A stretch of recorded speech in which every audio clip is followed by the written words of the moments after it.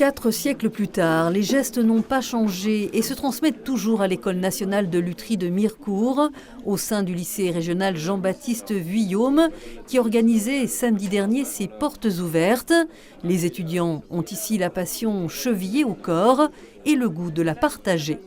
La lutherie, c'est venu assez naturellement finalement, et même en sachant que c'est un travail plutôt manuel, il y a toute une partie quand même de conception des instruments aussi derrière. Enfin, quand on voit qu'on part vraiment d'un carré et qu'on arrive à une tête de violon finie, c'est juste hyper gratifiant personnellement et c'est trop cool.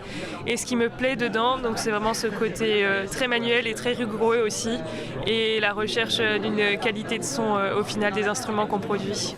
Fleuron vosgien de l'artisanat d'art, l'école de Mirecourt est le seul établissement public en France qui forme gratuitement à la lutherie de quatuor.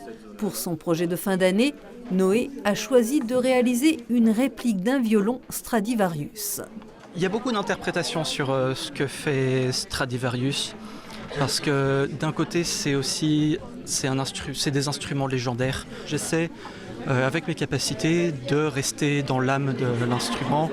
À la rentrée prochaine, seuls 12 élèves seront recrutés pour une formation post-bac afin d'obtenir le nouveau diplôme de l'école, diplôme national des métiers d'art et design. C'est l'appellation officielle et donc qui va permettre de valider la formation de 3 ans qui existe déjà aujourd'hui, mais de la valider réellement à Bac+3. Le trait commun à tous les candidats, c'est une pratique musicale. Pas forcément d'un instrument du quatuor, il peut être choriste, il peut être batteur, il peut être guitariste. Une pratique musicale qui rassemble tous les étudiants au sein du chœur des élèves luthiers.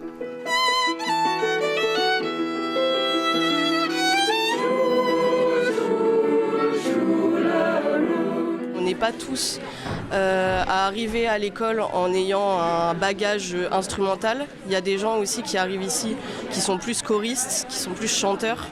Ils ont interprété des chants du monde comme un symbole de la renommée internationale de l'école de Mirecourt, une cité berceau de la lutherie française qui espère par ailleurs inscrire son savoir-faire d'excellence au patrimoine immatériel de l'UNESCO.